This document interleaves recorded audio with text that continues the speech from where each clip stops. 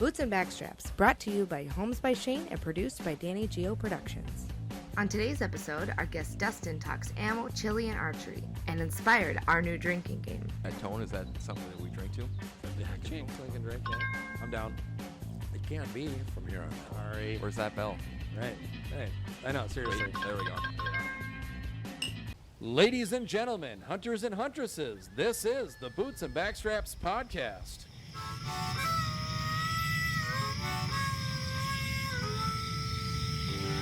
Come on now. The hunt is on, looking for backstraps, way deep in the woods, tracking in a swamp to a hay field under the harvest moon. When the tags are filled, it's time to switch up our boots. Head down to the honky tonk, get us a swing dance or two. We're talking about boots and backstraps. This is the show where we talk all things hunting and country music. From the classics through today, from big bucks to bull elk, we've got it all. Ladies and gentlemen, welcome to another episode of Boots and Backstraps. I'm your host, Shayne Michael, and I'm joined in studio, as always, by my somewhat tired today co-host. Come on now. How are we doing, sir? Good, man. How are you? I'm really good. I'm good. It's been a long week, but I'm always excited to get in here with you. Yeah, you've been busy with real estate, and we've been busy with our new camper. Not the camper we showed you in the past, but we have another new camper. The Big Brother camper. Big Brother camper. And It's deer camp. yeah, it's that time of year, and the windows of opportunity are closing. Yes, sir. And we're going to move this one from Sturgeon Lake, Minnesota, over to Frederick, Wisconsin, and it's going to be our deer camp forever. So I'm pretty excited about that. We got to get that done. We haven't talked much on the episode, but for the listening and viewing audience, TK is buying or has basically bought a 40-acre parcel out that way, and it's a very heavily wooded lot, and he's done some exploration out there, so there's plenty of deer, plenty of bear, plenty of other wildlife. Turkeys, grouse, it's just, it's one of those quintessential properties in Wisconsin. It's just great. I'm so looking forward to spending many years up there with you and a couple of my nephews and bringing home some food for the family. And Yes, sir. Wisconsin, they have a pretty cool thing. It is what it is. Minnesota opens first part of November. Yep. First 2 weekends, and then Wisconsin opens up in the middle of November, and I really like what they do there because, they have their big open, the opening of deer season in Wisconsin is like a national holiday. Nobody works, everybody's deer hunting, and I love that. But what's really cool is the second weekend, especially for all the farmers that have kids that have maybe gone to school or they're in college. Everyone comes home for Thanksgiving, and it's just a family affair where everyone gets out into the woods, their family, and they're deer hunting, and they bring home some more deer and maybe cook up some backstraps before they go back to school. And it's just a great way of getting the family together, and I just admire that so much. And I've kind of been a part of that for many, many years, and I've seen that, and I think it's too bad that Minnesota doesn't have the capability of doing that, but it's good for us as hunters because we can hunt the Minnesota seasons and then we can go to Wisconsin and hunt their seasons, and they can do vice versa. They can come here, but I like that whole idea with them, the kids coming home for Thanksgiving and then all the family getting out and shooting deer. Yeah, that's cool. Totally agreed. One of the other cool things, too, is that I just learned doing a little internet exploration that if you have not bought a deer license in Wisconsin before, they give you a pretty good deal. So if you're a Minnesota non-resident and you're buying an archery or firearm, it's the same price for both. It's $160 for a tag over there or a license, as you like to say. But if you're a first-timer, it's $79.95. Yeah, that's nice. I remember when that started, I think it was $50. And that's a pretty cool deal. Good for them. Yeah. I think that must have been back in like the flintlock rifle days. No, it wasn't that long ago. I remember bringing Andrew Jordan over there to Dick Godden's place over in River Falls. Sure. And he was buying a license for the first time, and that's the first I had heard of it. It was $50. Dick's got a nice parcel there. Oh, yeah. Yeah. Well, he's moving now. And for those of you viewing or listening, you don't have a clue what we're talking about. It's a good friend of mine from River Falls where I used to own a club. Opened it, excuse me, opened it the same year we started the Wee Fest. That was a busy year, 1983. Yeah. The place was called El Gatos in River Falls, Wisconsin. It was a college bar.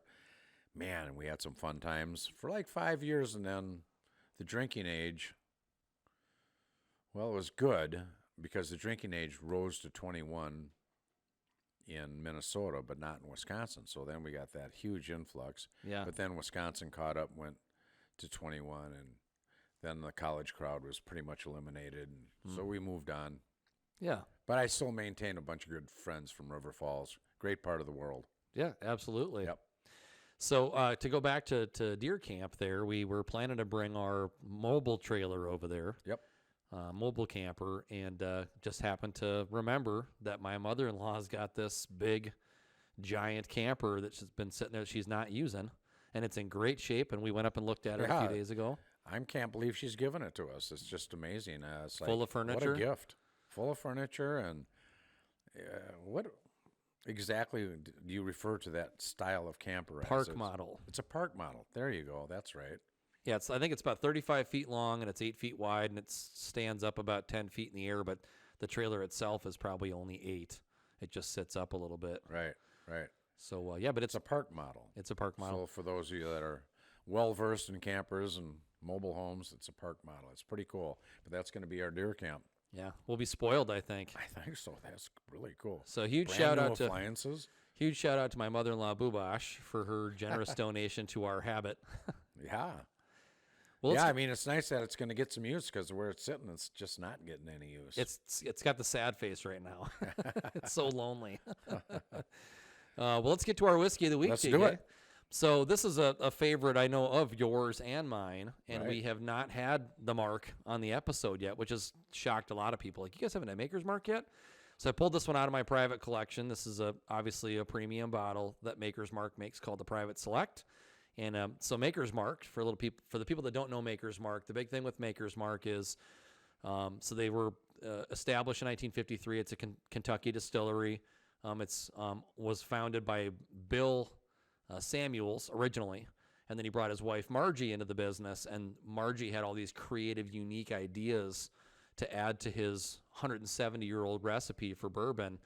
And that's where this unique bottle seal with the red melted wax and a lot of the other things that they do came into it, and that's where the Maker's Mark brand came from, the Maker's Mark on the bottle, making it unique. Okay, that's a good explanation. I watched a documentary on Maker's Mark, and I watched them hand dip each bottle, and but I guess I wasn't paying too close attention because I didn't realize that's where the Maker's Mark name came from. Yeah, so the two big things that they do specifically with the bourbon, aside from Margie's contribution, which is not to be overlooked because Margie is the first woman to be inducted into the Kentucky Bourbon Hall of Fame, and so kind of a good thing for her. So the big thing with Maker's Mark and what makes them unique in the bourbon world, as far as the bourbon itself is concerned, is that they do their distilling in a limestone cellar. And so or they age in a limestone cellar. Sorry, not distill. They age in a limestone cellar. And then that they use a variety of different staves to create different flavor profiles with the barrels. Explain to the folks what a stave is. So staves are the slats that make up the barrel. Right. And so they're individual pieces of wood when they put them kind of in a circular pattern, and they use the iron rings to form the barrel, and then it gets fired and all that stuff. Each of those wood slats is called a stave. Right. So a lot of distilleries will use all hickory or all oak or all cherry or all whatever. Right. Maker's Mark tends to mix it up a little bit. So They do. That's cool. So this Private Select is 10 unique, or not 10 different stave profiles in the barrel. And this particular stave, you can see they put a sticker on the back where they tell you exactly what they use for the staves in the barrel. I'll be darned. Can you read that? I can. So they have 4 seared French Suvée. You get 2 Maker's 46, which is kind of their standard stave, 2 French roast mocha, and 2 toasted French spice staves that went into the barrel that this bottle was pulled from. There's some whiskey drinkers out there right now scratching their head. What the hell are you talking about? I know it's a geeky thing for me, and I just I'm kind of a psychopath when it comes to the whiskey. I think it's great. I mean, I think it's great that you dive right into the details, and it's very informative. And I'm, like a lot of people, very curious about it. Yeah, I mean, there's a lot of like our guest today, Dustin. He loves whiskey and he loves bourbon, and we were trading a few bottle profiles that we like, that kind of thing, and it's always fun to talk about that. Right. But just digging a little bit more into the history of the distilleries and what they're doing with the bottles, because no two bottles are alike, even from the same. Like if you were to go buy another bottle of Maker's Mark Private Select and you looked at the decal on the back, it would be different. Oh. Like it would just be a little different because of where that whiskey was in that barrel, or it was a different barrel, or where it was placed exactly in that cellar. Like all that stuff can change the profile of the bottle. So I don't think any of our guests that we've had, and we've had 30-some guests, have turned down any of the whiskey that we've had here. No. We had a 3-for at one point with the women all at once. And then Dustin came up with a clever idea. We should be doing a wine of the week when we have the women on. Well, absolutely. Absolutely. Well, I'll pour while you introduce our guest. All right. I'll move my glass over here for you. You know, I should say that, it's funny. I should be in the Whiskey Hall of Fame. I mean, I introduced drinking Jack Daniels and various whiskeys to thousands and thousands of people just through the show. But this guy that's with us here tonight, I'm pretty excited to have him here. He's an old friend of mine. We shot in an archery league together for many, many years. And he now works at Federal Premium. And that is such a hot topic. That's one of the reasons I wanted to have Dustin on the show here today, is because everyone's like, where are the bullets? How come I can't get this? And how come I can't get that? So if you're a hunter or you just shoot for fun and you're wondering where the bullets are, Dustin's going to answer some of those questions for us here tonight. And I think he's a timely guest to have on the show. And he's just a great guy, and just been so fun. Yeah, knowing he's him. all right. He's okay. Not in any respect. This is Dustin Standridge, everybody. We'll give him a little round of applause. That's Dustin. He's kind of he was a disc jockey for a while, which is great because he fits right into this group. Dustin, it's great to have you here. We'll get a clink and a drink. Welcome to Boots and Backstraps. Glad to be here. Oh, man. Isn't that nice? My favorite Maker's Mark story, I get caught up in all, and I forget that I do have a Maker's Mark story. At the Ladies? Wee Fest one year, We'll share with the girls. it was it Sawyer Brown? No, it wasn't. It was Travis Tritt. A lot of these entertainers that would come to the Wee Fest, they would like to golf. And there's a beautiful golf course right across the road from the Wee Fest. It's the Detroit Lakes Country Club.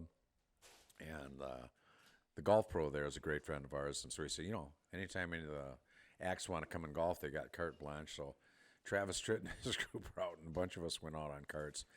And I don't think we got to 9 holes, and they drank the bar out of Maker's Mark. Tim gets on the phone, sends somebody into DL, and they come back with a case. And so they reloaded all of the golf carts. And they didn't waste time with mix or glasses or just pulling it out. These guys were funny. And they weren't bad golfers. I mean, a couple of them were duffers, but we all had so much fun. And I don't know exactly how many bottles of Maker's Mark we drank in 18 holes. And I should say there was like 3 or 4 foursomes, so there was a fair amount of us. So it wasn't like there was just a couple golf carts drinking cases of Maker's Mark. But that's one of my Maker's Mark stories. And what a great whiskey. It's real smooth. Love it. Dustin, I know we talked before this. You're familiar with the Mark. Absolutely. I love it. That's kind of my go-to. That, ginger ale and the Makers. Oh, nice. That's kind of the drink of choice. Yeah, for sure. There's nothing, I mean, I'm probably biased, but I know you'll agree with me. There's nothing better to wind down a busy day. You just throw yourself a little bit, and even if it's not on ice, it was just neat. Yeah. A little Maker's Mark is really good stuff. Yes. Yep. Little goes a long way. That's for sure. It does. That's for sure. Do you have a particular one that you like more? Maker's 46 Okay. is usually the one I go with. All right, fantastic. I was telling him I got a bottle of 46 at the house that I haven't opened yet. And for those of you that are viewing and you remember me from the Rowdy Cowboy Show days and maybe the Wee Fest, I drank a fair amount in my life, but I really don't even drink anymore. I have one of these to sip on during the show. And I don't drink any more, but I don't do drink any less. I do like to have a beer when I'm done hunting. When I come off a stand or out of the fields from pheasant hunting, I love to have a beer. But that's all I'll have anymore. Used to be I'll have a few, but not anymore. I just enjoy sipping a little bit of this, and I don't know why I'm telling you that. I just want everyone to know that I'm not quite the lush that I used to be. You just want to lie. It's okay. I don't drink anymore either. Oh, we got the receipts, Danny. Don't you worry. We got the receipts. You know, I was wondering what happened to half of that bottle. Usually we start out with a full bottle, but I think some of the crew got into it. Not Danny. not to name any names. They had to test sample it first. Yeah, make sure it's safe, can't be poisoned. So I think that was a great lead-in, TK, for Dustin, and just sort of that like hot topic of what is happening in the ammunition industry. Certainly in the last year and a half or 2 years, people have been stocking up, and so what's going on out there? Yeah, that's pretty much the sum of it. People are stocking up. They are hoarding it like people did with toilet paper and Kleenexes and stuff when COVID first started. But Unbelievable. I guess I'll get right to the gist of things. We're running 24/7, and we cannot keep up. Wow. And when Dustin says we're running 24/7, again, he's works at Federal Premium in Anoka here in Minnesota, and they are not slowing down by any means. Yep, it's before the show we spoke a little bit and brought up bow hunting. I've been out once because if it's I'm working that much mandatory overtime on the weekends. It's crazy. It feels like we can't even gain ground on it with the demand out there. But I know our president of Vista Outdoor in the whole ammo industry, so that's Federal, Spear, CCI. He made a YouTube video back in December of last year. So now numbers are going to fluctuate a little bit and stuff like that. But from what he was saying in this video, just the conceal and carry permits. It was 7 million new, shooters is what it was. 7 million new shooters 7 million in new shooters in America. That's the same number Jimmy Rocher gave me from Joe's Sporting Goods. He was talking about that. And then, let's be conservative and say they buy 2 boxes of ammo.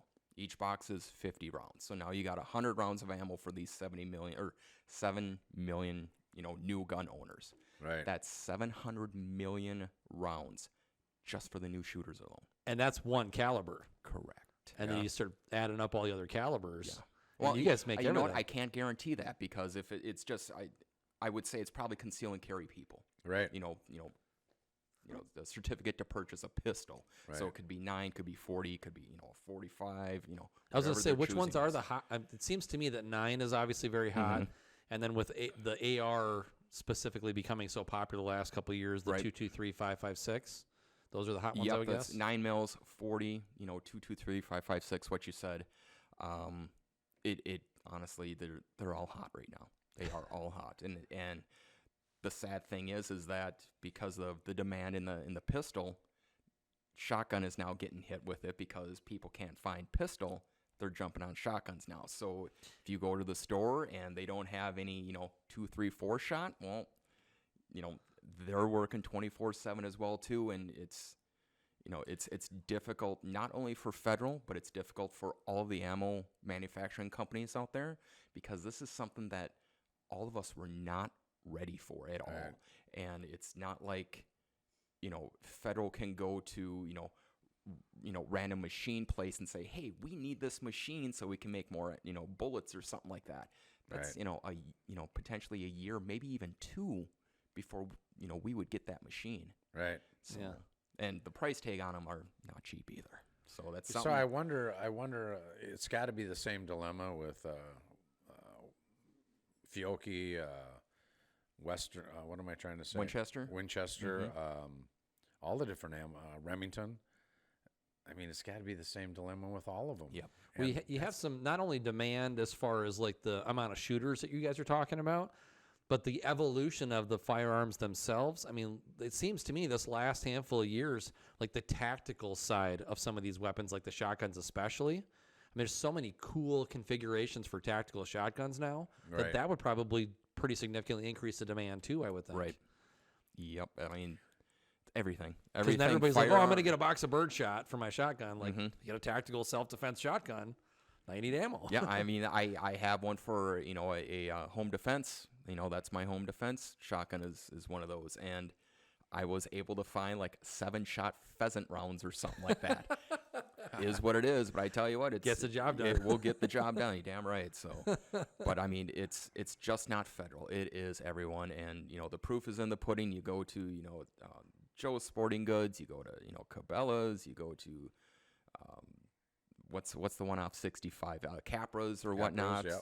and selection is very slim. Well, you to got to, none. you know, you like me, I'm really good friends with Jimmy Rocher. We had him on the show once, and I called Jimmy. I said, Jimmy, can you set aside some pheasant loads for me?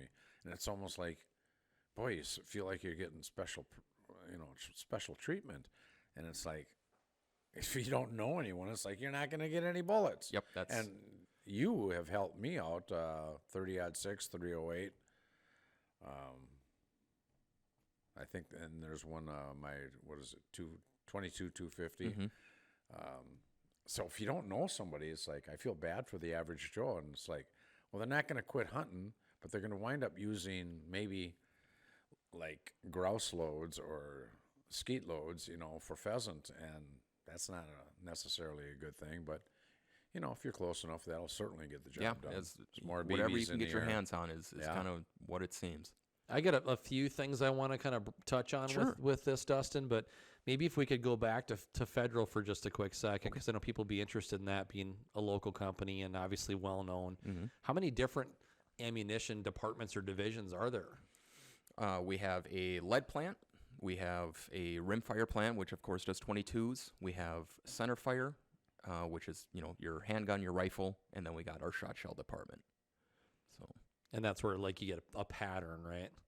as in, When you say shot shell, can you just elaborate on oh, what that shot means? shell is specifically shot shell gun Shotgun ammo. shells. Shotgun shells, absolutely. For shotguns, Yep. yeah. So plastic housing versus the metal housing, Correct. right? Yes. Okay. Yep. Just because, you know, some of the listeners we have are, you know, probably scratching their head like, what does that mean?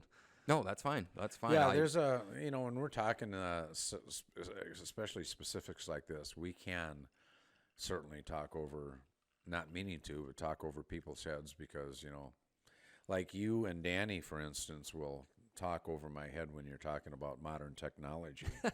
Like if I want something Ship shipped it. over to my phone When he says, if he says ship it, he means email or text, or text, yeah. that's the short I'm ship. surprised he didn't talk about like carrier pigeon or something. That's funny. But yeah, I guess I would apologize to anyone listening if we ever talk over your head. Please let us know. Hey, what does that mean? And maybe you should slow down. And You leave a comment on the video and Yeah. we'll get it clarified for you. and Dustin leaves a comment. I can remember I go to church at Eaglebrook Church, and myself and a buddy of mine, Mark Banta,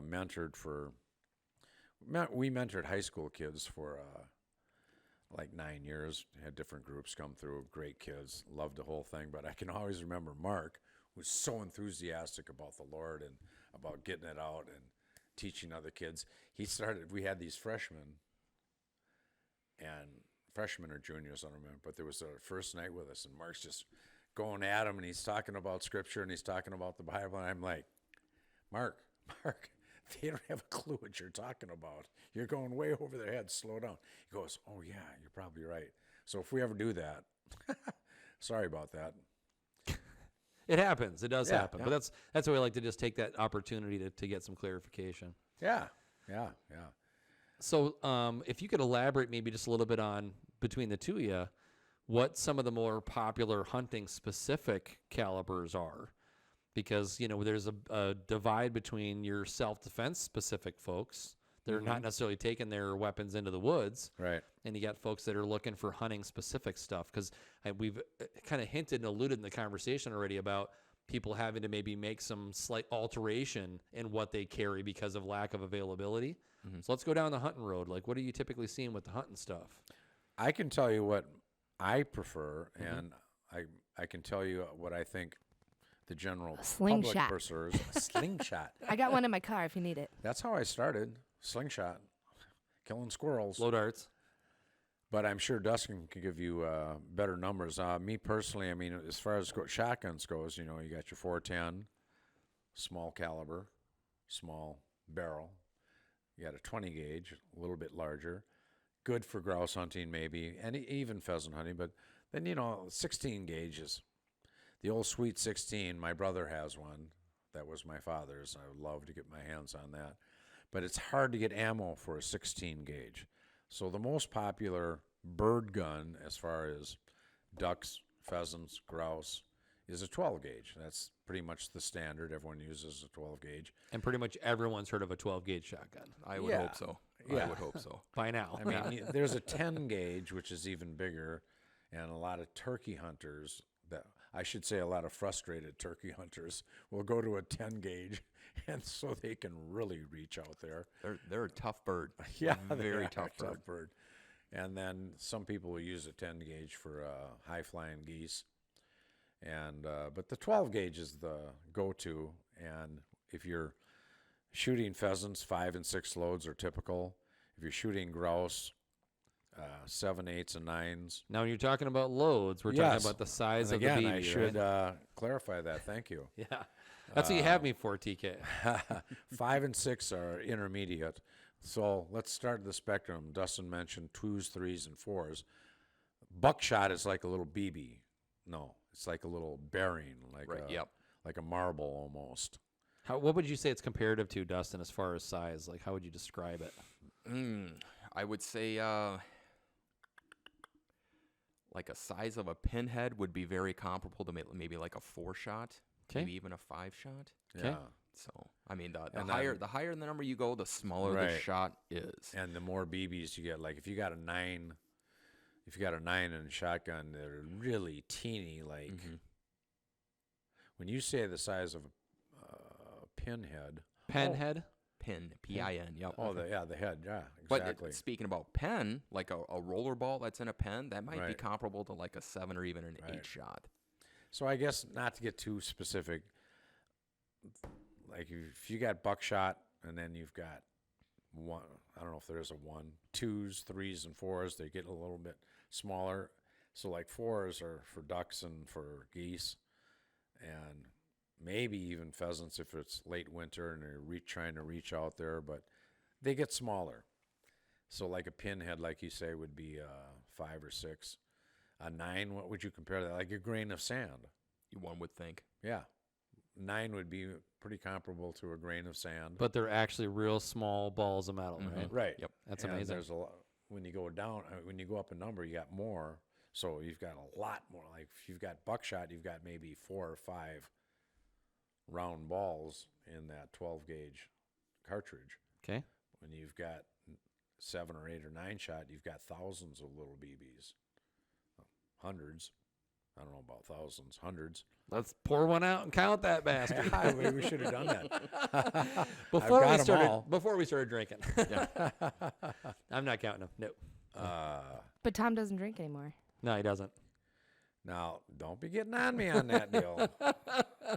I love sipping on a little whiskey, but the fact of the matter is I just can't handle it anymore. That tone, is that something that we drink to? Is that the Yeah, drinking tone? clink and drink. Yeah, I'm down. It can be from here on out. Patent Danny pending. will have that thing going, bring, bring. So- She thinks our I shows might as are well much just get an better when Uber we're right now, so. tipsy. So I not only think it's proven. no doubt. So not only demand, Dustin, but pricing, right? Because I was just at South St. Paul Gun Club 2 weekends ago, or maybe last Saturday. It might have been last Saturday. It was last It Saturday. was. And I paid $15 for a box of 9mm, but $28 for a box of 223. I was just like, whoa! Like the demand must really be there. Supply and demand. And that's something I can't speak on. I have no idea, what we sell, price wise to either wholesaler or dealers or whomever.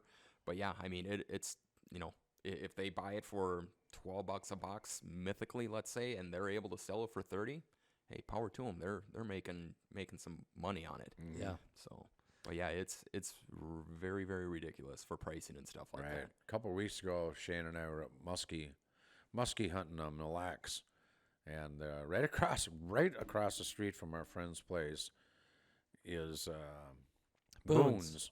Boone's Gun Shop. I mean, Have you heard of it? I have two-level. not, no. Okay. Oh, you got to go and see that. It's in Isle, Minnesota. Boone's is pretty much world-renowned. It used to be a nursing home. So they have all these different rooms, 2 levels, big archery shop, shooting range, and different rooms. They have hundreds and hundreds and hundreds of guns on display. Every caliber you can think of. They got guns that range from Historical. $100 all the way into the tens of thousands. Oh, it kind of sounds like the shooting ranges at Federal for the Yeah. product testing or the quality assessments and tests and stuff like that. So they safes upon safes. of They let you gas. do any of that? No, that's a totally different job within the Ah, facility. come on. So You got to climb your way into that role. I'm very happy with the job I have now. So it's one of those jobs to where if I'm bored, that's a good thing. That means all my machines are running. They're making good quality products and stuff like that. So I'm very, very happy with what I have for a job right now. So But how yet, long have you been there? almost 10 years now. Okay. Yeah, good. So I worked at the Ford assembly plant beforehand. I was there for nearly 13 years till they shut the doors. You know, I'm not mad at that. It is what it is. It's, Yeah. You know, it's Ford was like, all right, should we dump $375 million in the oldest plant that we have, or should we dump $600 million down in Louisville and make a plant from the ground up that can accommodate anything we throw at it? That's a smart business move to build down in Louisville. So I still keep in touch with some of my coworkers. How many acres was that? A lot. I know. I used to work right across the street at Pudge's. For those of you that are as old as I am. This is St. Paul. Pudge's. Yeah, right on Ford Parkway. Mm-hmm. And that is, I mean, when they tore it down, I've driven by there on River Road, and Right. I'm like, man, that's got to be. I thought it That's was gotta like in be- the 70s or 80s or something I was like just that. going to say, it's got to be like, I'm comparing it to a piece of land that my wife and I used to own. It's got to be 70, 80, maybe even 90 acres or maybe even 100 acres. But can you imagine the real estate right in Highland Park, right on the Ridiculous. Mississippi River? Ridiculous. It's got to be. And I haven't been there in a few years now, so I'm wondering how the development is going. I mean, that piece of property is worth a fortune. Yep. So anyway, please forgive me. I got to No, go that's back okay. to what I was talking about. Dustin, before I that prick gotta- interrupted me. Yeah, I got a question for Dustin. Dustin, so at your job, been there 10 years. Yep. In Anoka, is it in Anoka? Yes, it is. Yeah. Okay.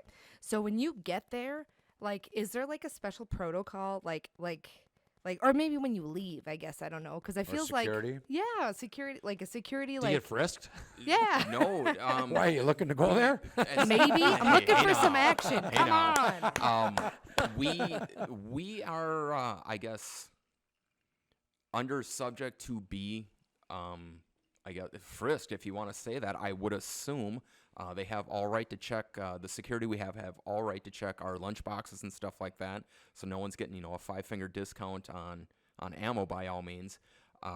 We do have turnstiles that are electronically able to turn with our employee badges and stuff like that. So they do have security up front. They do have security at the rear entrances and stuff like that.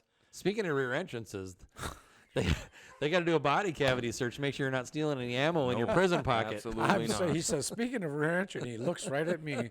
I'm like, what the? Sneaking 223 or 556 out in your prison pocket. A handful of 22s or something. So, but no, they being federal ammo have all right to do any type of security searches that they want to. Yeah. All right, And one more question. honestly, I don't blame them either. I mean, who knows how many people they have caught, trying to be a little sneaky like that, taking out a quick small box of 25 rounds or something like that. I honestly don't know, how many or if they've caught people, but it's part of the job. We are subject to security You checks. probably really don't even know how often it's ever happened. Maybe we can give them the benefit of a doubt and say it.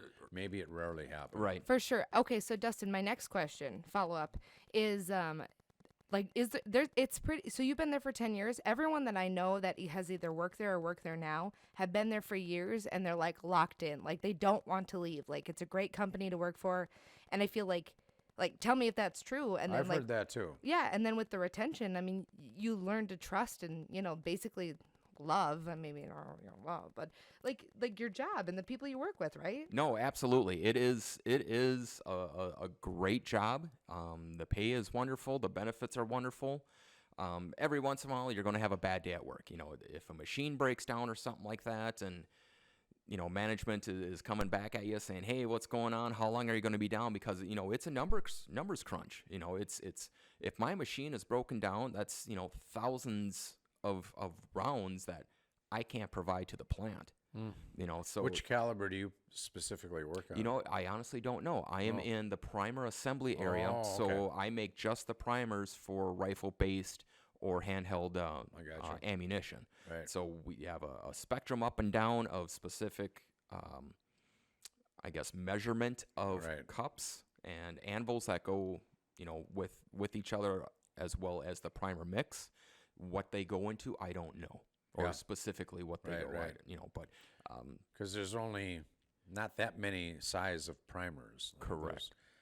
I mean, I know for my muzzleloader, I use a pretty standard primer. What do you think? There's maybe about half a dozen different sizes. I'd say 8 to 10, okay. type of primers that we Right. have for option wise. Right. Big thing is the actual brass that's being used, for Right. height wise, for the thickness of the brass based on the caliper, based on the powder that gets put in the primer cups as well too. Right. That's a big deal, though, because if you're, like you specifically in your department, like you said, if a machine goes down, how many different calibers that just have to stop because they need what you're making, right? Yep. I mean, unfortunately, there's been times like that too, to where there's been miscommunications, to where, if they're having like primer install machines running, primer A, and we're making primer B, and all of a sudden our safety go-to area is out of primer A, and it's like, hey, we need to change over, 2 hours ago type of thing.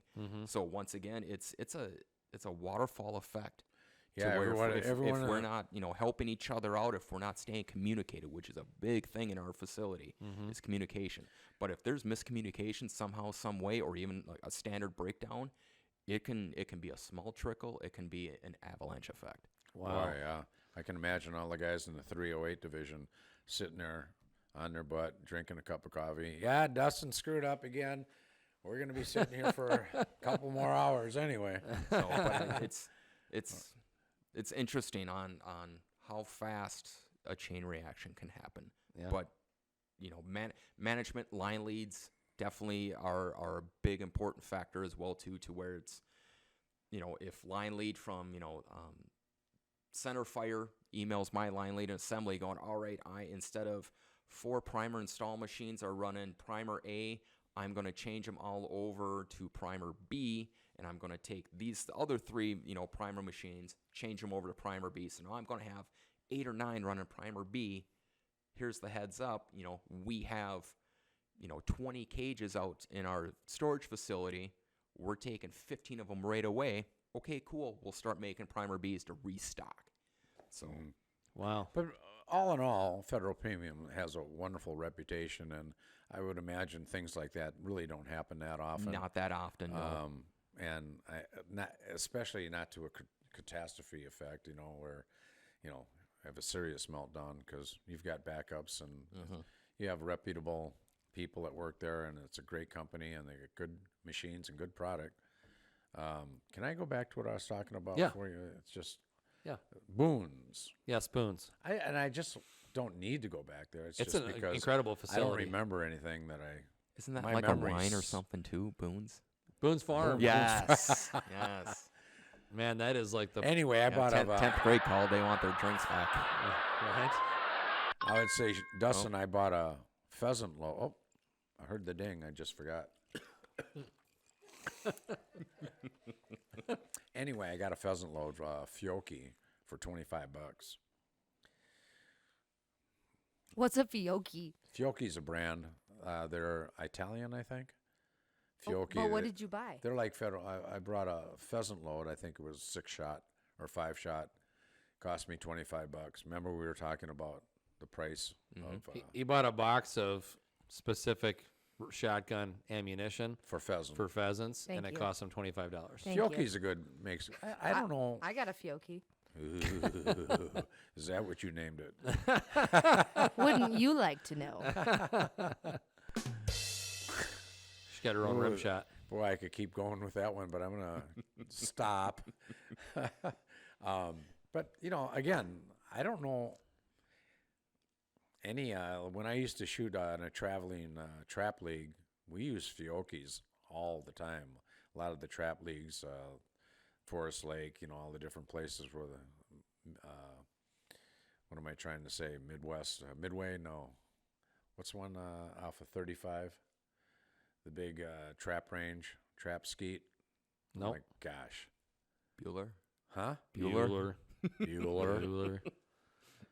Google machine. Yep. I'm working on it. Trap range on Oh, Highway they almost 35. sold their property to build the Viking Stadium right there. I cannot believe. In Arden Hills? Yeah, no, not in Arden Hills. Right south, west of my restaurant. You take the Lexington exit off. Metro of 30 Gun Club. Metro. I'm saying Midwest, and I know that's wrong. It's Metro Gun Club. Thank you, Danny. You're welcome, Tom. Yeah. Anyway, Look at you two getting along. I like it. 5 minutes. 5 minutes. That's the max. okay. So now, why did I bring that up? Yeah, why'd you bring it up? I have no idea. Oh, I know. I Hit brought that it up. ding. We got a drink on that Yep, one. yep. There we go. All the various trap ranges, you know, around. Our home base was Forest Lake, but Ham Lake. You know, we travel in a traveling league where we shot trap against their shooters and blah blah blah. But my point was, believe it or not, most of them use Fiocchi. TK, what you drink, and I'll ask Fiocchi. my question a little slower so you can finish your drink. What is trap shooting? Well, most people know what trap shooting is. There's trap houses, and it's a big deal all over the United States. It's a It's an Olympic competition. event, isn't it? Well, certainly. Yeah, I don't know. Federal come was to a think. sponsor of the U.S. team on that one. Aha! See what I did there? Yeah. Well, then you explain trap shooting. I know what it is. I've never done it, so honors to you then. Well, there's 5 stations, Mm-hmm. and they're kind of in an arch. Mm-hmm. Then in front of you is a trap house, a little block building, where the Tom went to a trap house. I didn't say tramp house, I said trap house. Same thing. Did it have a little red light there's outside it? They're fully automated now, but back in the day, Redeeming his punch card. Yes. Just like the red door. Hey, no. back in the day, they'd have a young man or young gal in there hitting the machine. They'd send out the clay pigeons, and if you don't know what a clay pigeon is, it's a round disc made of clay, and bang, you shoot at it, it explodes. It flies in the air like a frisbee, and you try to shoot Yeah. it, right? And it can go hard right, hard left, straight away, left, right, whatever. And you get a box of shotgun shells is 25. So you have 25 shots. There it is right there. Thank you for doing that. Which And one's, you can which see- one's You're TK? welcome. You see the 5 stations and the person in the back. When Obviously, the one in the safety vest right here. Yeah. Yeah. When you holler pull, the gentleman in the back that's keeping score will hit a button that will send the clay pigeon out of the trap house, and then you shoot it, and then he keeps score. But you see, there's 5 people, and as you progress, we were always on the very back line. You know, you would progress to different stations behind you, so sure. the shot was farther. Our league was in the league where we always shot from the back line, and it just depends on your level of So the guy in the chair didn't Skill. stay there, right? He'd move back. no, he would have to move back, yeah. Otherwise, pretty you'd be shooting dangerous. his hat off. But that's So trap shooting, when they different than skeet shooting. When they score it, it's based on how well you hit it and how No. quickly you hit it? No, it's just hit or miss. Okay. And even if you just take a piece off of it, means maybe one BB hit it, and a piece came off. That's still a hit. Okay. Weren't you and Dustin on a shooting league for We bow? were. That's where I met Dustin. Dustin, were you better than Tom? Much better. Not at the time, though. What?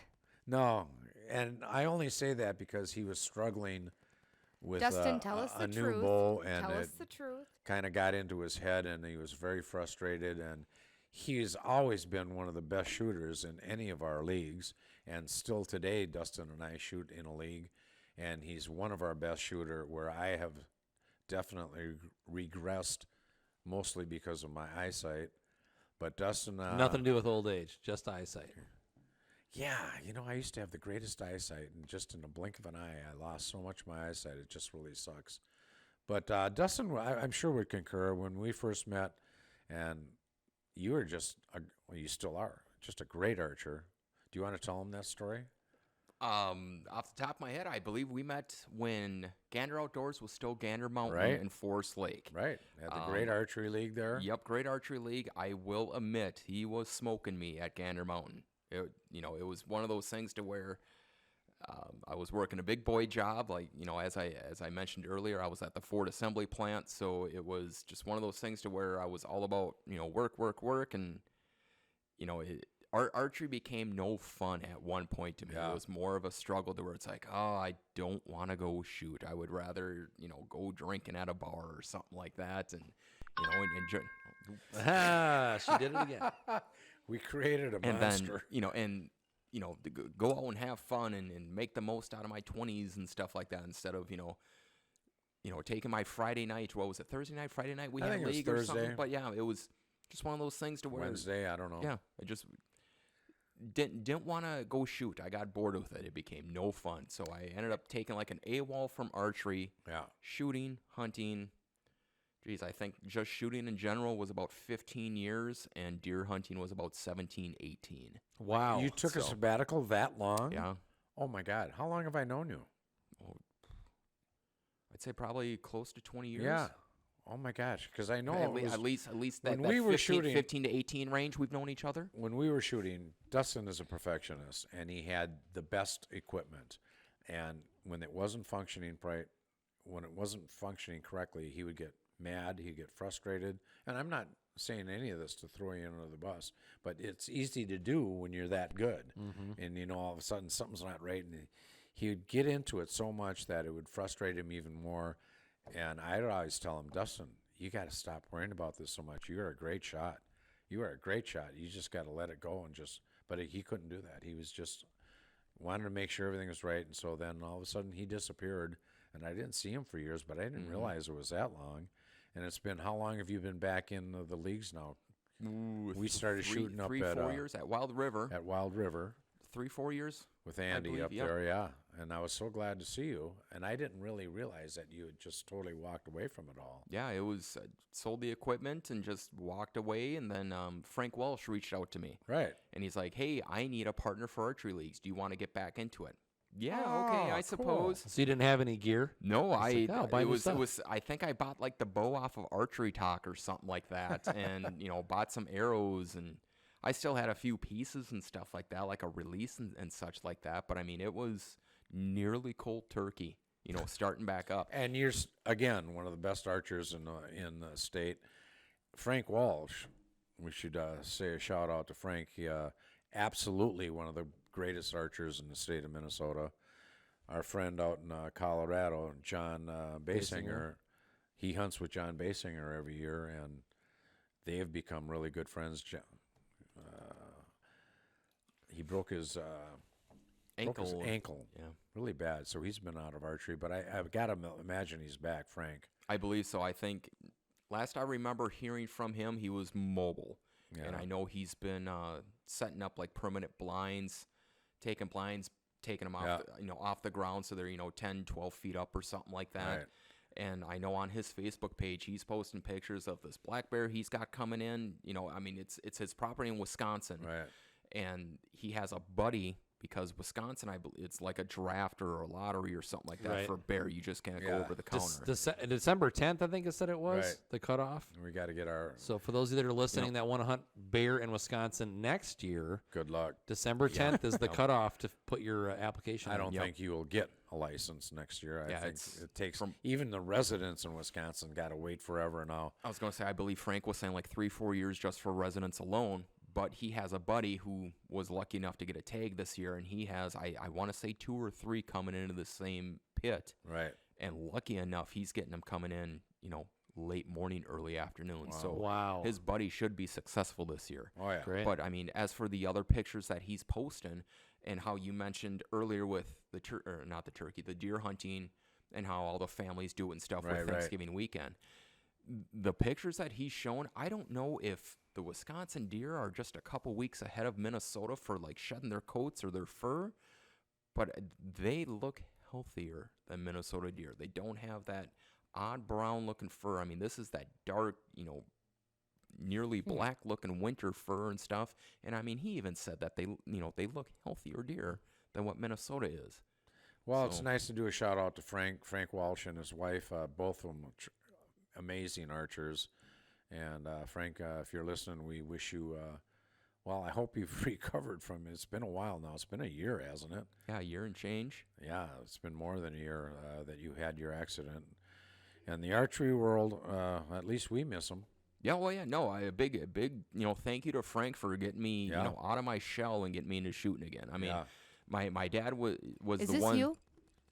That is me. That is from Bowfest this year. Absolutely. I was just gonna say, You so you got said a you thumb had release. no photos, Sorry. and I just found you on the internet. Trolling me on Facebook. Obviously. So no, that's me at Bowfest. That I couldn't tell you exactly what target that was. That was one of Did the you last win? 5. No, stupid me. I ended up trying. I was down some points on the first day, so then I ended up having to be greedy the second day. And what killed me is I went for a 14 ring, and went for a 14 ring, and I moved my bow arm to the left, and I ended up shooting a 5. If I would have gotten the 14 ring, I may have placed in the top 5. If I would have been a 12 ring, I think I would have taken 6th. I know the top 10, like first, second were above and beyond everyone else, but that third through like 7th, that was a very tight race at Bowfest this past year. But I ended up taking 9th out of, I believe, like a mid-20 type of shooting group this year. And that was an absolute horror story too with Bowfest this year. Okay, so mid 20, like 20, let's just call it 25 shooters. Sure. But that's only that made it that far because there's hundreds of shooters up there, right? Bowfest actually has 2 different shoots. They have Bowfest alone, and then they have an OPA, which is an organized of professional archers. Levi Morgan, I hope that drops, name drop or whatever. Yep. He's the one, I believe. I don't want to. He gave my son one of his $75 arrows a couple of years ago. Yep, he gets them for nothing. So. Right. But if I'm not mistaken, Levi Morgan was the one to really get the ball rolling on this OPA. Right, he is. And he's taken the ASA market and the field archery market and mashed them together. So OPA is a 3D target shoot that the rings on a specific animal are color-coded to where the 12 ring is going to be colored orange, and I believe the 14 ring is colored pink. All right. Are they Reinhardt targets? I believe so, yeah. That sounds Danny, about right. can you bring up a Reinhardt 3D archery target? But I have another picture of him I want to show Okay, you. you can do that too. Look it, it's Giddy him. up. All right, that's out at Bald Eagle out in Hugo there. That looks like it's about 60 yards. That sounds about right. About 63, 64 caribou there, yep. Yeah. Yeah, Isn't it amazing I haven't that done you a can know how many yards it is, but a- you don't know how much 6 inches it is? It's just crazy. Whoa! What Shots just fired. happened there? Wow. That's a shot over the bow for sure. All right, from now on, them girls don't get any of the No more bourbons we're whiskey. bringing You until gave me after the whiskey. break. You more said whiskey. you want some of this? And my apologies. I didn't know this is exactly what you wanted for pictures or whatever. I thought you wanted pictures of like federal ammo. And I found you. It's okay. She wanted pictures of your part-time job that's only on the internet and with a webcam. Oh no, not that one. You have to pay for that one. I'm not paying for it. All right, so this is obviously a different bow than you were shooting at Bowfest. Yes, yep. So the other one looked like a Matthews, is that right? Nope. The other one was that other bow was my hunting bow. You're kidding me. No, not kidding you at all. That week leading up to Bowfest was an absolute S show. Okay. I don't know if I can swear. You can say or not. shit show, yeah. It was a shit show. And the reason being is that I ended up getting a bug up my ass. I went on the OPA site. Don't know why. Just ended up doing it. Looking through the rules and stuff like that. And here to find out that my orange bow that was just pictured didn't qualify for OPA. What? Oh, sure. Why not? It shot too fast. So what's their cutoff on the feet per second? 290 feet per second. Oh, really? And I was shooting like 308, 309 with that one. I mean, 300's pretty much the norm nowadays. ASA, I believe the max is like 288, and that's with the plus 3 degree difference in speed. Don't quote me 100%. So how many pound draw are you pulling? I believe the orange bow is right at like 68 to 70. Okay. So, well, that's why you're pulling. That's why you're shooting over 300. Yep. So, but I mean, the arrow build that I have on it is close to what they call an IBO spec. IBO, once again, another 3D type of, I don't want to call it a company, but a 3D league, I guess. League? IBO stand. But I mean, IBO is you can have your arrow weigh 5 grains per pound. And what you shoot for speed is what you shoot for speed. That's normally, how I set my bows up is IBO. What is the acronym IBO? International Bow Hunters Organization. Right. So I knew that. But then there is another group called ASA, which Archery Shooter Organization. Yeah. No, organization starts with an O, not an A. Anyways, ASA and IBO, the big difference with that is, of course, the speed. And they kind of did a hybrid this year, which I wasn't aware of till, I shit you not, the week leading into Bowfest. So here's me attempting to set up my orange bow, couldn't get it slow enough, revert to my hunting bow, because not only did I go over the speed limit, I was over the arrow size limit. I'm shooting the big fat arrows for 3Ds. So I had to drop down to legitimately my hunting arrows and my hunting bow to shoot this tournament. No way was I ready for it at all. So luckily we're in summertime. It didn't, sunset till 9:30. So I'm shooting out in the backyard, trying to sight in, running up the full draw, even though that they closed at like 7 or 8. Shooting 60, 70, 80 yards, knowing that I may potentially have an 80 to a 90-yard target at Bowfest. So you're standing in the parking lot on the side of the building to shoot that pretty 60 close yard to it, like the side of the bail. building, shooting the very far one to get like 90 yards or something like that. Yeah. And one day I'm out there trying to shoot like 70 yards, my bow derails. So that means string came off, the cable came off the cams or whatever like that, and I walk in and Luke is working. Yeah. And he looks at me, he goes, "What happened?" And I'm like, somebody is telling me don't shoot Bowfest this year.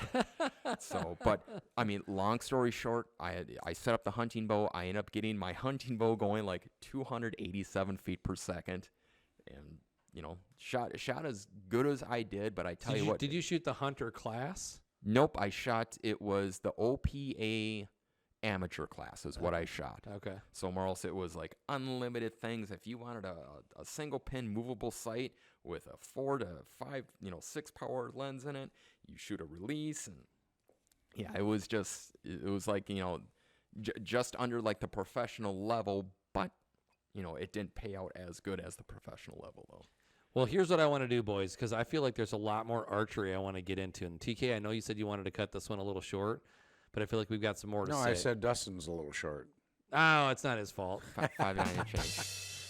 So we are going to take a quick break. Okay. Because we got to, keep Yeah, the I've got lights a lot on. more I need to talk to Dustin about. I asked Danny to pull up a Reinhardt 3D target so people can see what the different rings he's talking about. The 14 ring or the 10 ring, I understand what that is, but I'm sure, and I know you do, but a lot of people may not, so she's going to try and find that. We have to talk about some ice fishing. We have to talk about the fact that he did for a while what you and I spent many years doing. Dustin was a disc jockey as well. He was. Yep. So we're going to get to all that when we come back from the break, folks. So stick around, and if you haven't already, please pinwheel that like button. Go over to our link tree. There's lots of different options on the link tree for where you can listen in. You can watch the episodes, including YouTube, Spotify, all the different audio platforms, and watch and like and subscribe to Boots and Backstraps.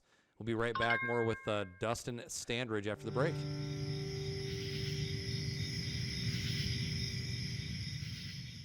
Boots and Backstraps, brought to you by Homes by Shayne and produced by Danny Geo Productions. The journey is a special thing. The journey has meant the world to me. It's special because we've done it together. There's always going to be improvement along the way, adversities to overcome, and maybe a dad joke or two.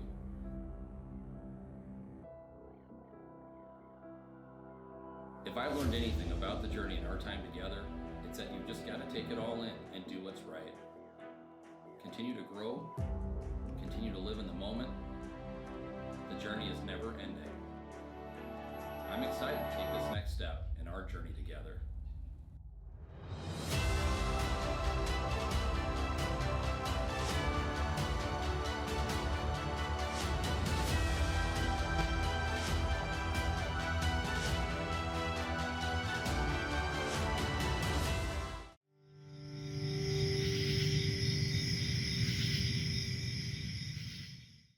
That's all right. We're back. Welcome back to Boots and Backstraps, everybody. I am still your host, and with my on his own planet co-host TK. How we doing, sir? Come on now.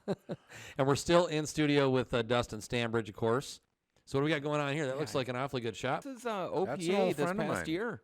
This was, as you can clearly see, target 19 out of 20. Bigfoot.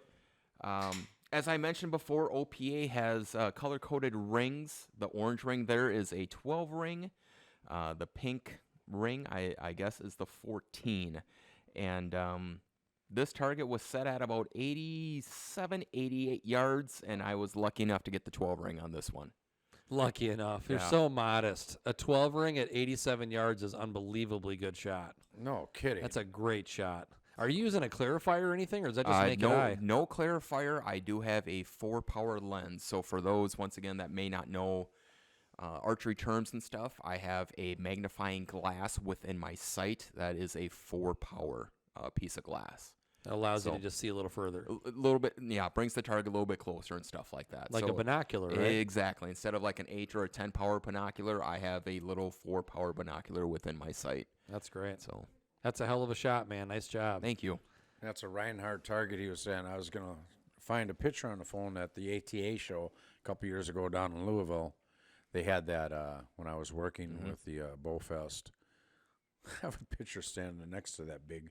It's the That's a Sasquatch, right? Yeah. Yeah. I have a picture of that on my phone. I'm not sure what MSRP is. I think that's right around like $5 or $6 grand for that Ooh. target. So Yeah. So, they're like not cheap. 3 years ago, we were there, and our friends of ours, Steve and Kelsey Meyer, who we're going to get up here on this show because they're just a super cool couple. They're big into the outdoors and huge archers and hunters. Mm-hmm. And so we're going to get them up here on this show. But he proposed to her at the white Sasquatch. I don't know what you would. Abominable Snowman. Thank you. Right. Yep. Yeah, so that's I'm trying to remember what trail that is or up there or whatever, but you had to like go down a pretty good grade to get to pick your arrow. And she shot, and then I think she was the only one to shoot on that one. And then when she went down to get her arrow, he followed her down to help her, quote unquote. Mhm. And then when she's pulling her arrow out, he was on his knee next to her, and then we were all at the top of the hill with our cameras, That's awesome. their That is cell phones, awesome. and he proposed. And I was hoping it was going to be something like he had an engagement ring on the 10 ring, and then she zinged it in. Her arrow was right in the middle of her engagement ring. Or I mean, she's pretty good. They're both good shots.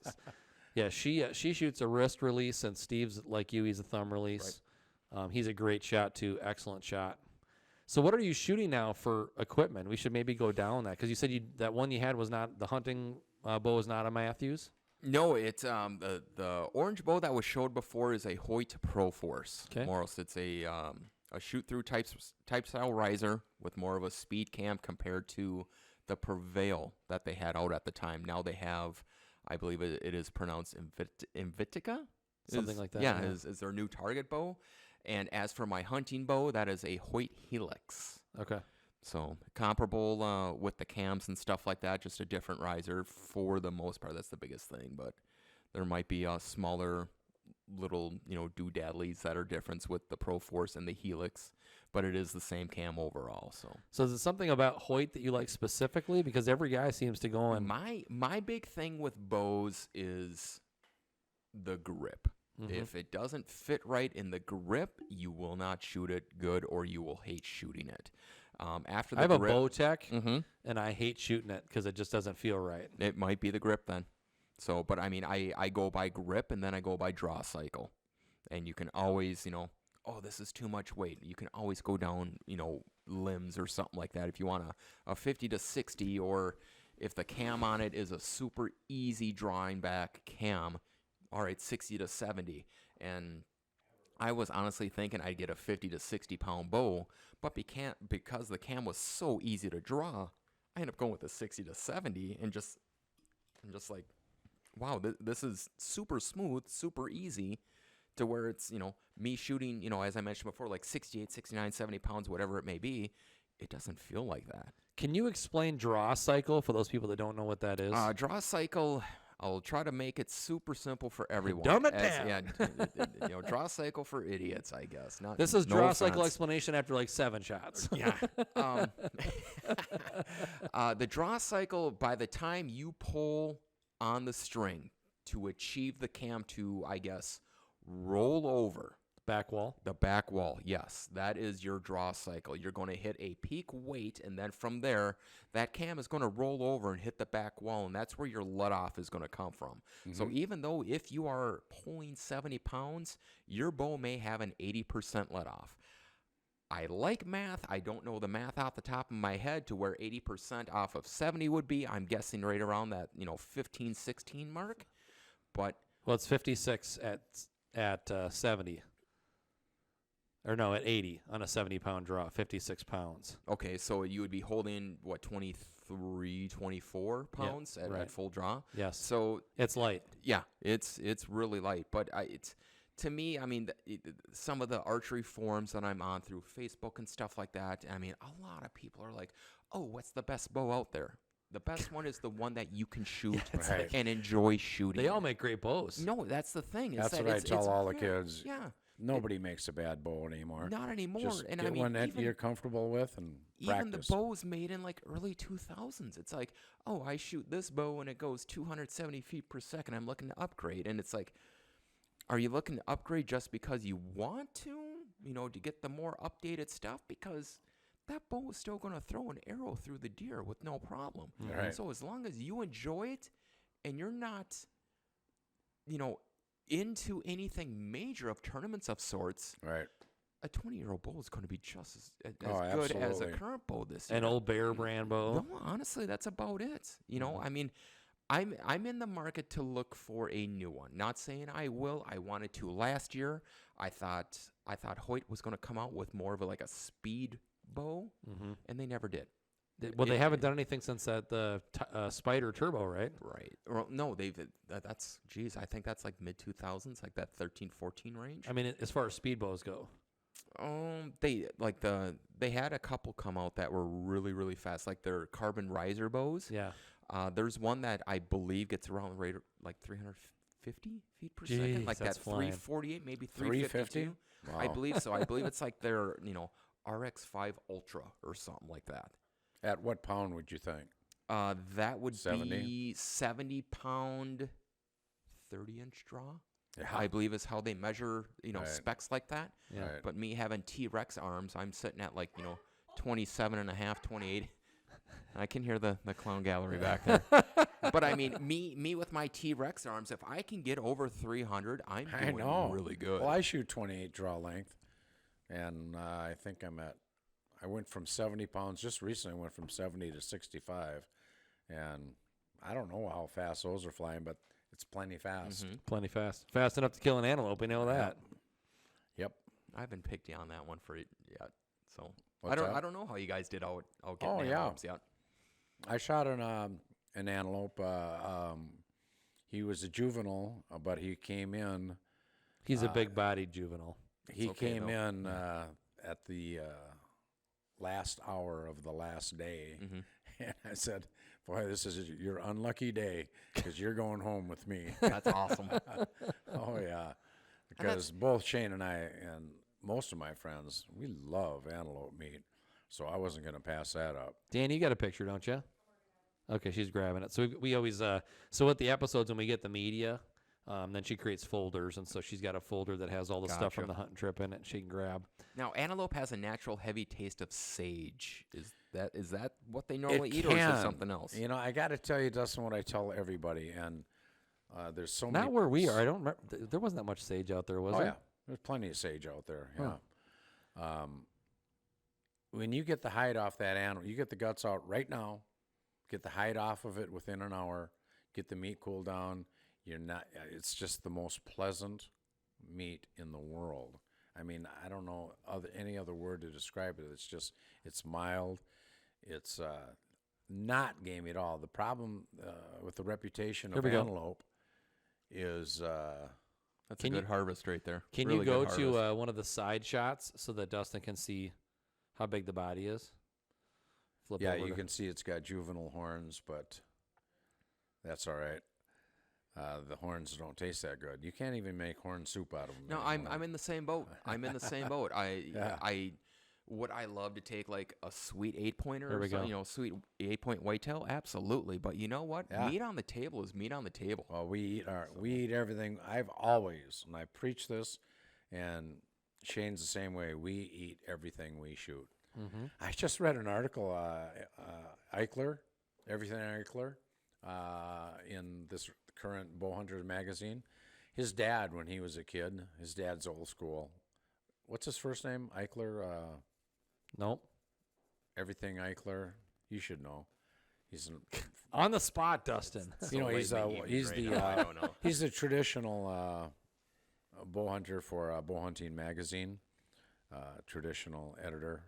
Anyway, his father, when he was a kid, he cooked and made him eat a robin that he killed. He says, if you're going to kill it, you're going to eat it. So he cooked it up for him, and he had to eat a robin. And I think that's great. Don't just kill animals for the sake of killing them. A robin bird? Yes, a Ooh. robin. Interesting. All So right. I just read this like yesterday in Bowhunter magazine. It's not Ed Eichler, whatever. Everything Eichler. He has his own show on the Sportsman Channel. He's a great archery guy. He lives in Trinidad, Colorado, where I almost opened a restaurant one year.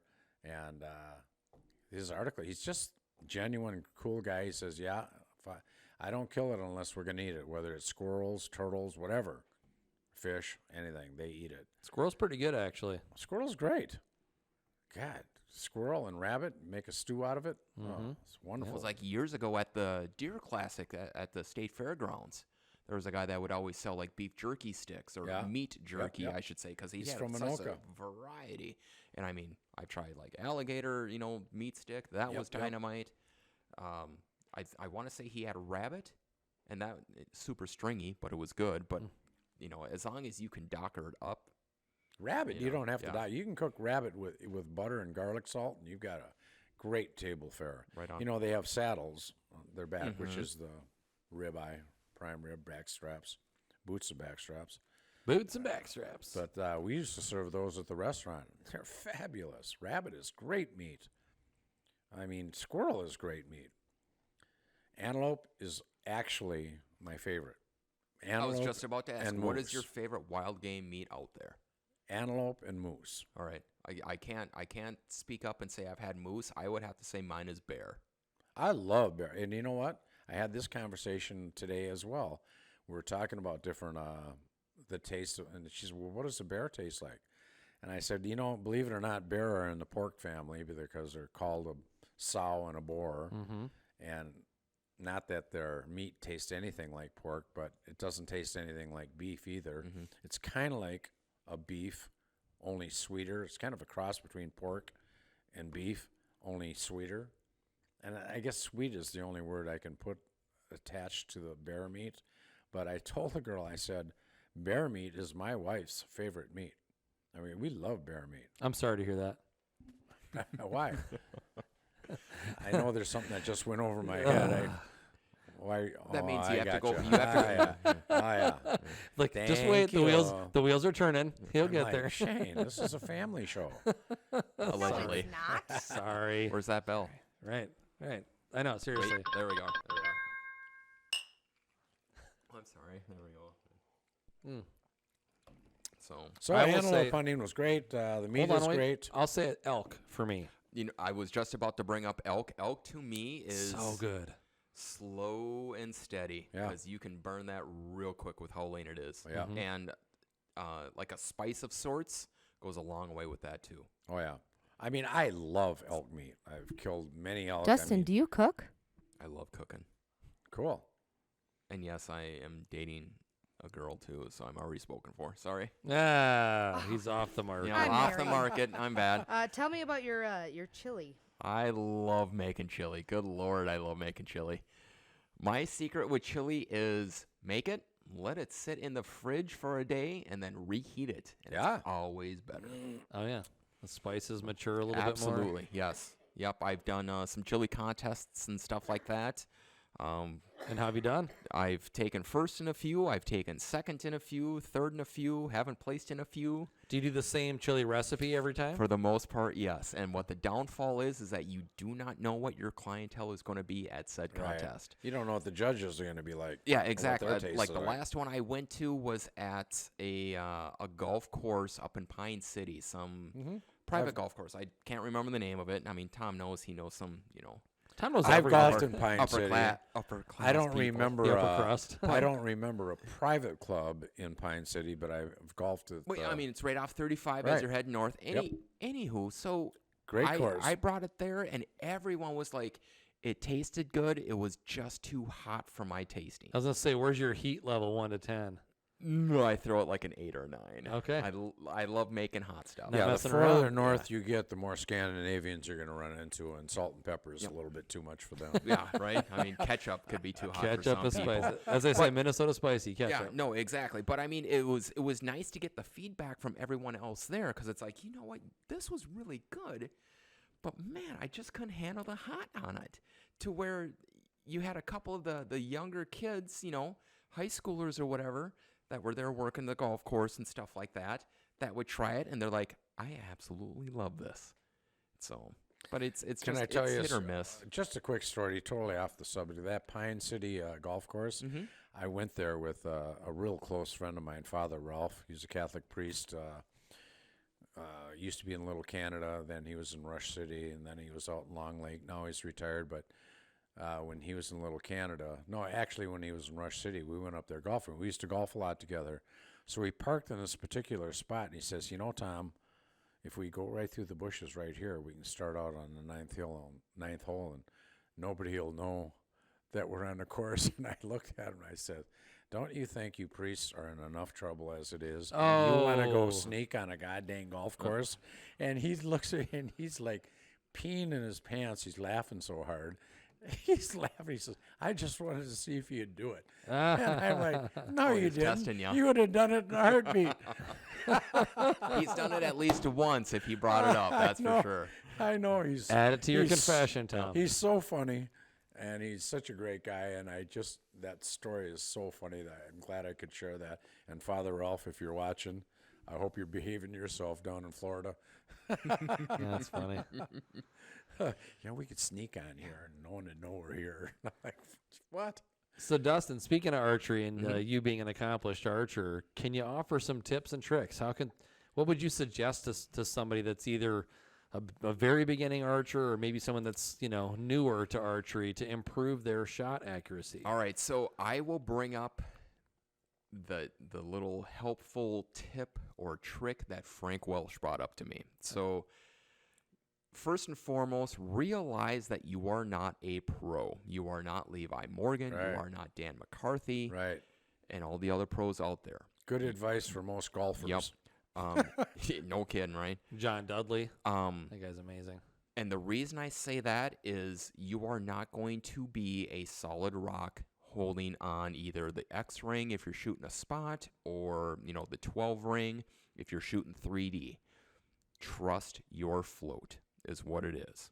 So if you are right around the X ring, just, beading in on it, keep squeezing that trigger and trust your float. That is the most important thing I can say. So what does trust your float mean? Trust your float is as you're holding at full draw, aiming with your pin at, let's say you're shooting at a 20 spot. yards. Yeah, 20 yards at a spot.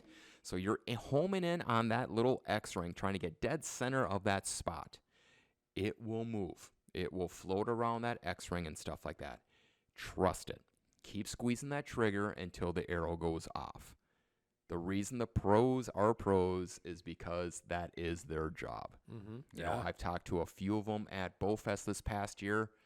That is their job, to where they wake up in the morning, they go fling 300-400 arrows, They go, to the gym, work out, get some lunch, go in the afternoon, fling another 200-300 arrows, go back to the gym, go run 2-3 miles, who knows what, fling another 200-300 arrows afterwards, and that's their day. Yeah, that's what They get like paid. you said, that's their job. Absolutely. They get paid by their sponsors, most likely.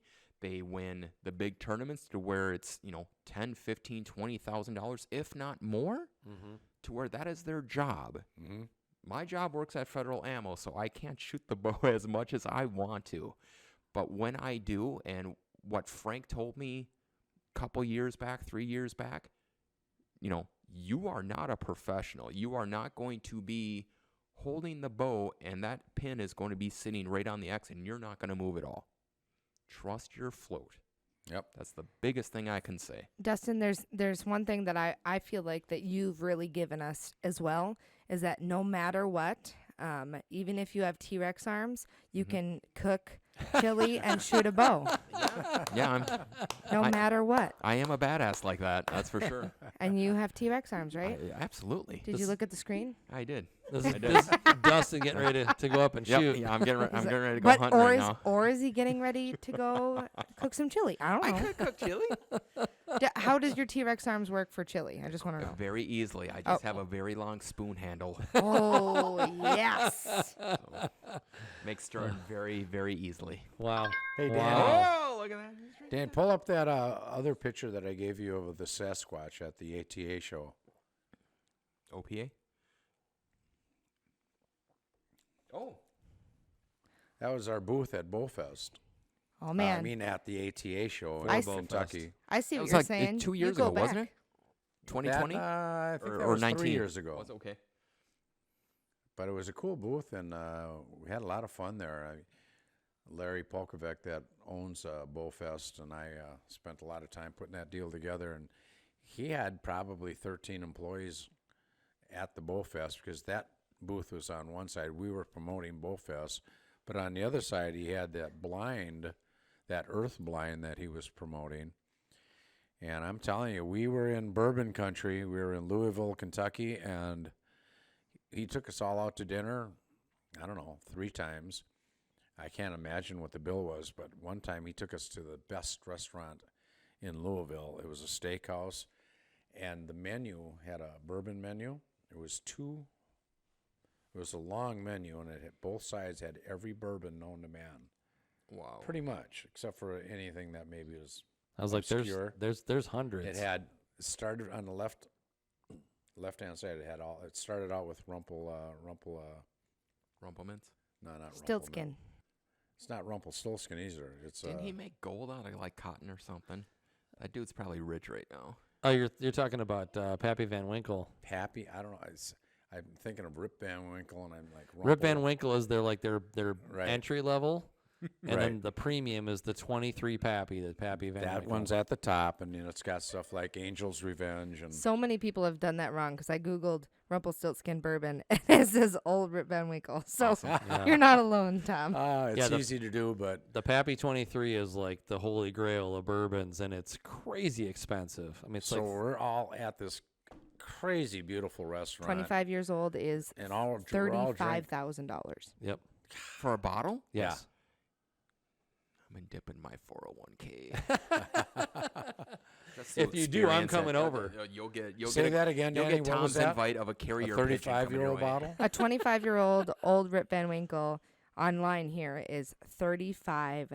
But Isn't look, that something? look for the 23 because I think you can get 23s for like $3, $4, $5 grand. Yep, $5,000. Yeah, there we go. So we're drinking I'll take this this. stuff and eating steaks, and thank you, Larry, for picking up the check on that deal. That was an amazing weekend. And, well, we've had an amazing Oh, we show need- tonight. was What gonna else say, do we have to talk You about? need to Ice get a fishing? refill. I'm That's- out. Are we talking about ice fishing tonight? We can. No, I mean, no. I don't We ice have to fish. give him a reason to come back. Yeah, so we're- to leave it out. Leave We're it up, out. up against the clock here, boys. As much as I'd love to keep Plus, rolling, we like on him. this. Yeah, I've Yeah. had it with you guys. But we do want to give Dustin an opportunity to come back, if you will. I would be more than happy. This was fun. This is something that I've always wanted to like get my foot wet in, was the whole podcast thing. And I mean all the deer mounts, the elk mount, bear mounts, this This is awesome. You call me up as as long as I'm able to, I would be more than happy to come back just to BS for the next few hours and stuff like that and drink some bourbon. Why not? Maybe we can hire you as a bouncer. Just kind of hang around and make sure them girls back in the control shop room there. Can I Yes, get a- worry don't about drink too Can I us get a much. sweet and shirt not that the says people security? at the Yeah. table. Yeah. Absolutely. All right, then I'll have my people call your people. That's what this podcast is all about, and I'm glad you said that because we like to view this thing as just a bunch of good old boys or good old gals for that matter, sitting down having a conversation about stuff that we're passionate about over some some whiskey or bourbon or in their case some wine that particular day. We're like drinking to make with sure you. we have some relevant content, and I think with your job and the craziness with ammunition these days, there was a point that I was going to bring up earlier. You know who our greatest ammo and gun salesperson was in our entire history was Obama. Oh, I mean, I heard that from every retailer that I knew. Well, Obama's out there selling guns and ammunition because everyone was so worried that the left wing was going to seize our firearms and this, so everyone started stockpiling, and that's when the craziness started. Yep, for sure. Yep. All right, folks, thanks for tuning into this week's episode of Could I? Oh, yeah, interrupt real absolutely. quick? Go Okay, ahead, man. So, if anybody wants information about what I mentioned before with federal ammo and stuff like that, about eating your chili. another day. That's why I'm going to be coming back. All soon. right, all right. Anyways, go on YouTube, look up I believe it's like Federal Premium Ammo. They have their own YouTube page. Our plant manager did 2 videos that more or less kind of give you the update of our status. Granted, they are almost a year old already. The first one was in December. I believe the second one was in January of this year. Listen to them, watch them. They're all but 4 or 5 minute, reads, watches type of thing. But yeah, I mean, coming from the plant manager's mouth, I mean, the number I gave out, how it's 700 million rounds were, backed up type of thing because of the new shooters. That's no lie. That's coming right from the plant manager in his mouth. So check out the Federal Premium Ammo page on YouTube. You'll be able to get the info. There's the website. That's the actual website right there. So, yeah, I mean, all I can say is that me being a worker, we are working 24/7. We are doing what we can to get the ammo out to you. And we were not ready for what took place. Yeah. And sorry about that. That's way out of my control. That's out of Federal Ammo's control. But we are doing what we can to get ammo out to the people. Giddy up. So, yep. Next time we have you on, we're going to talk about ice fishing, and we're going to talk about what else did we forget to talk about? Your disc jockey experience. He's also gonna bring chili I'll next bring time he chili comes. next time Bringing too. chili. We're going to talk about Potentially a you as a disc $35,000 jockey. whiskey, stuff That'd be like awesome. And Said you're he's gonna going into bring his in some of that 401k. Rip Van Winkle. You're Pappy, dip into the it. Pappy. I might Pappy. might need some antelope meat for this chili coming up though. Hey, There we go. I've got that. All right, Can make then. that happen. I like how this works. All right, man, bring her home. Folks, thanks for joining us for another episode of Boots and Backstraps. Don't forget to send your questions, comments, and snide remarks over to bootsandbackstrapspodcast@gmail.com. If you haven't already gone on and click that little thumb, give us a pinwheel on the like button. Make sure you subscribe. Make sure you're sharing the episodes. Make sure you leave comments. All that stuff helps us to beat the big tech algorithms and get this information, this entertainment, this podcast out to more people, because more people need to see and hear what we're talking about and enjoy all this the fun stories and stuff that we're sharing. So TK, Yeah, it's been a great night. Dustin, thank you. And folks, I like to close the show with whether you're belting out your favorite country song or maybe you're out there pursuing your favorite game animal, I encourage you to use that same passion to pursue the Lord. He will teach you to shoot straight. Thanks for joining us this week, and we'll look forward to seeing you next week.